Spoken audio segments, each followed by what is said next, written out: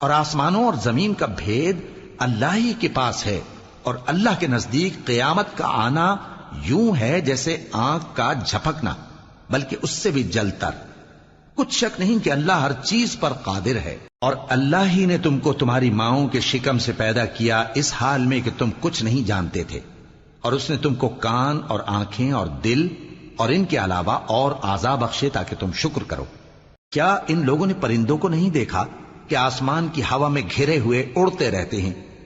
ان کو اللہ ہی تھامے رکھتا ہے۔ ایمان والوں کے لیے اس میں بہت سی نشانیاں ہیں۔ اور اللہ ہی نے تمہارے لیے گھروں کو رہنے کی جگہ بنایا، اور اسی نے چوپایوں کی کھالوں سے تمہارے لیے ڈیرے بنائے جن کو تم ہلکا پھلکا دیکھ کر سفر اور حضر میں کام میں لاتے ہو، اور ان کی اون اور پشم اور بالوں سے تم اسباب اور برتنے کی چیزیں بناتے ہو جو مدت تک کام دیتی ہیں۔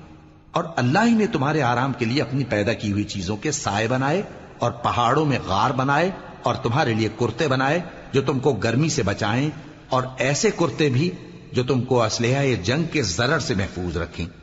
اسی طرح اللہ اپنا احسان تم پر پورا کرتا ہے تاکہ تم فرمانبردار بنو۔ بس اگر یہ لوگ روگردانی کریں تو اے پیغمبر تمہارا کام فقط صاف صاف پہنچا دینا ہے۔ یہ اللہ کی نعمتوں سے واقف ہیں، مگر واقف ہو کر ان سے انکار کرتے ہیں، اور یہ اکثر ناشکرے ہیں۔